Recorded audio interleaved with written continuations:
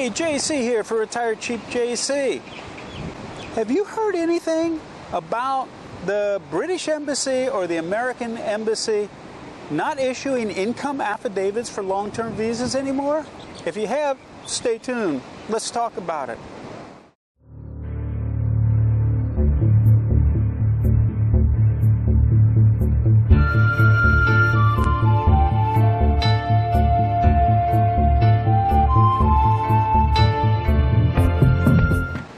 So, as you know, my channel is about trying to help you get from where you are to where you want to be, which is probably a life over here in Thailand.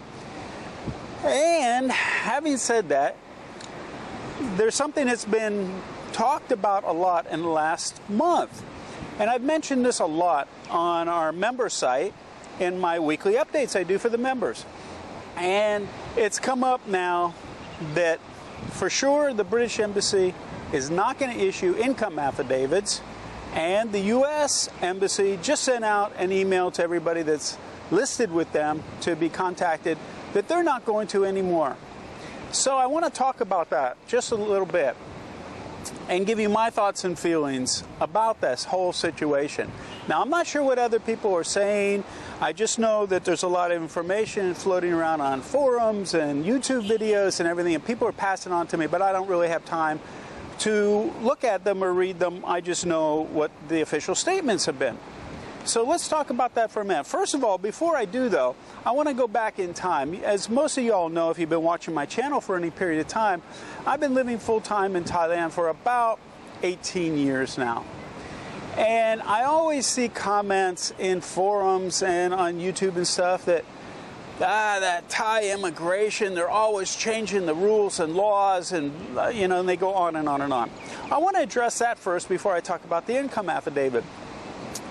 Like I said, I've been here for about 18 years. The only changes I've ever seen that has to do with visas and living in Thailand were two things.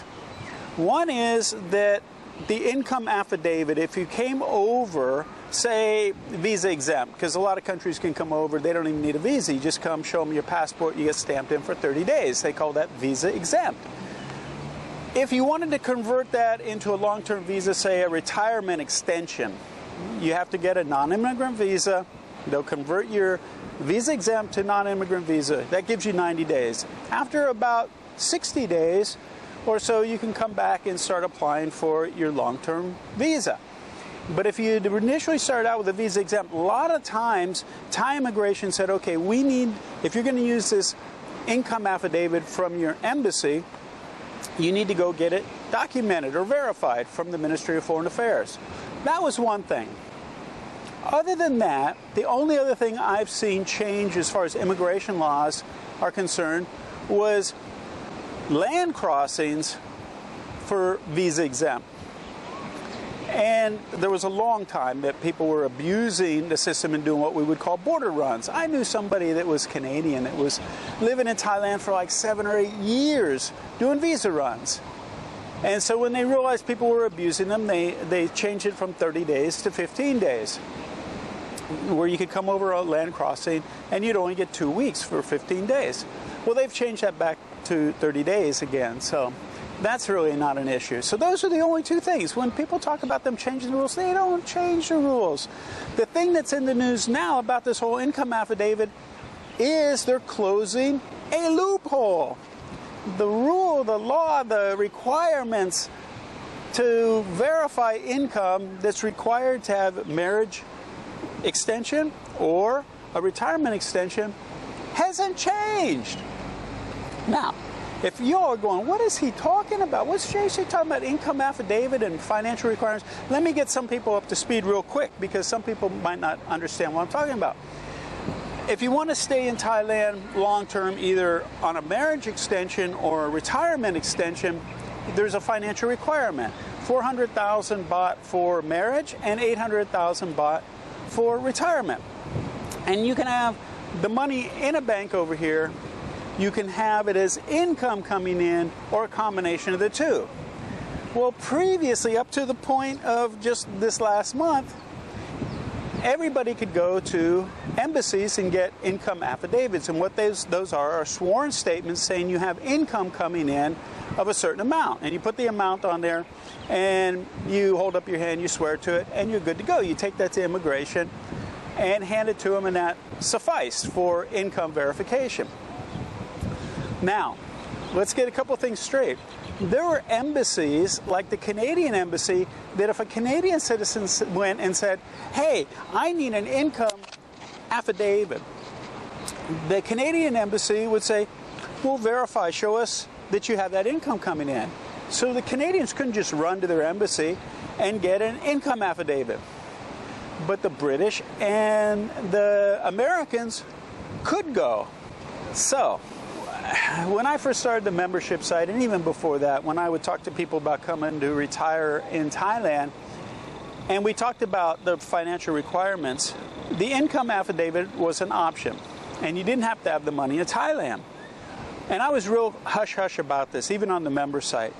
If somebody said they needed an option, they didn't have the money to bring over, they didn't want to bring it over, I'd say email me, and I would be real quiet and hush about this. And then it became very vocal, and people were like basically thumbing their nose at immigration, saying, ha, ha, ha, I don't have to have the money here, I'm just going to go get my income affidavit. That's really what was happening.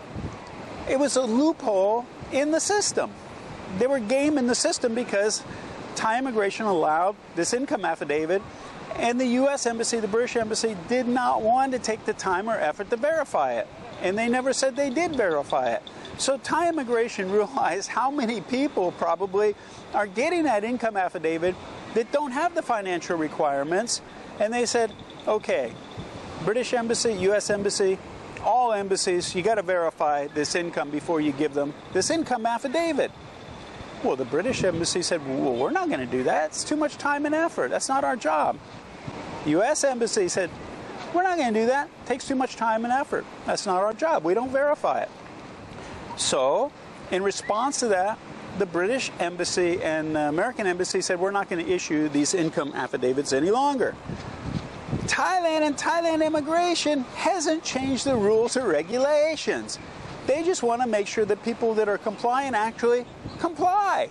That's the whole idea of the requirement, right? So who is this going to affect? Who's it going to affect? This whole change is only going to affect the people who what? Couldn't verify the income. And isn't that the point of the verification in the first place, to make sure these people have the money? Now, we won't go into the whole debate about how much money they should make as a requirement. That's up to Thai immigration. Just because they require 800,000 baht a year to live off of doesn't mean you have to spend it. In fact, one of the strategies I recommend is if you have the money to, like as income, to comply to the requirements, because there's a certain amount you can do monthly, you can show the monthly income. If you don't want to spend that much money, take the difference between what you're spending and what the requirement is and start banking it every month. And in a couple of years, you'll have the 800,000, then it's a done deal. You don't have to worry about currency fluctuations and exchange rates or anything like that. So, the bottom line is, yes, there's not going to be any more income affidavits. So if I tried to now say, well, this is how you're going to have to verify income, I can't answer that now because Thai immigration has not come out and made a formal statement as to what they are going to require for verification of income. Will it have to be income just shown in your home country? Because I know people that before in some offices, and this is the thing about banks and immigration offices, they sort of interpret the rules and regulations independently. And so I know people that have gone into immigration offices and shown their Social Security statement or their pension statement to immigration. It's not coming into Thailand, it's only going into their accounts back home, and immigration said, okay, you're good to go. Some people are saying that now Thailand is going to require it be shown that the income is actually coming into Thailand. Now, immigration hasn't said that yet, so this is all conjecture. So I'm not going to address that yet until Thailand actually comes out and makes an official statement from the immigration department. So I don't know how you're going to have to comply, but there's always options. There's ways to do this.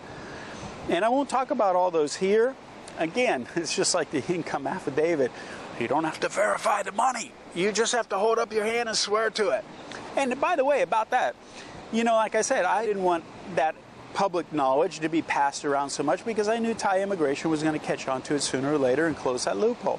But there are other ways that you can probably verify income, but I'm not going to pass those around on the web or like this in a public place because, again, they'll be abused. So remember what I always say.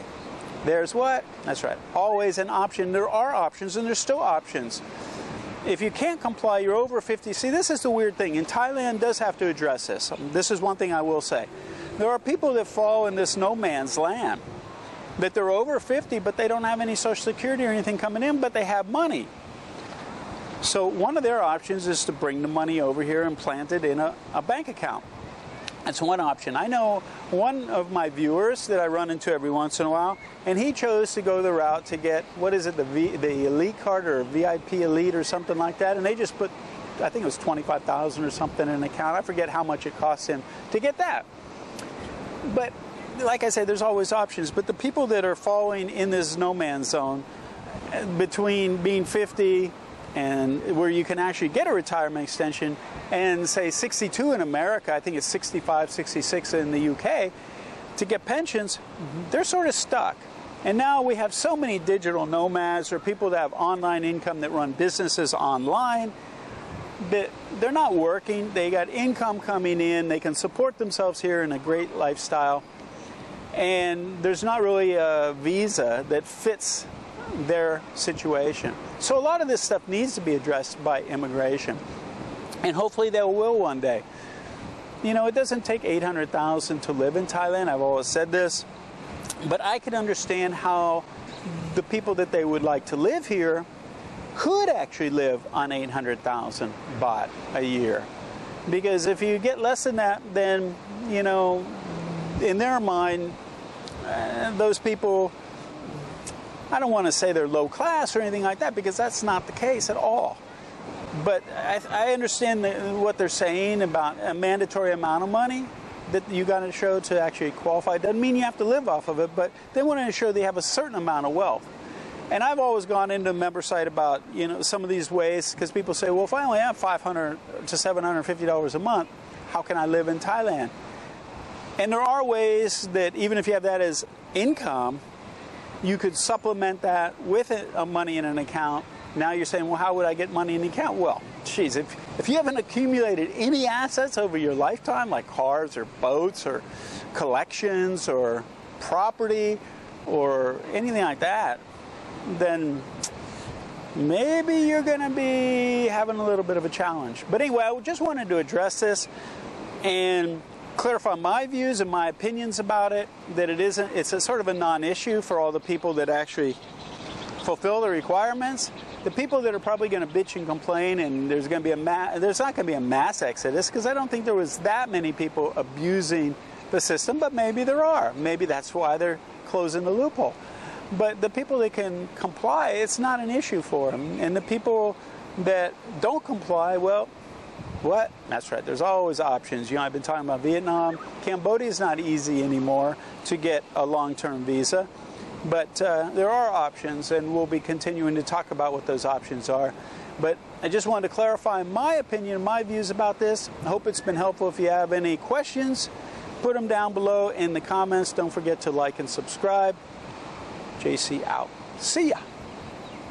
Hey, JC here. If you like that video, make sure to give us a thumbs up and subscribe to our channel here. Also, we have another video up here you're going to be really interested in watching as well. And if you're looking for all the details of how to retire in Thailand in one place, plus a group of people to support you, check this out over here. Give it a click.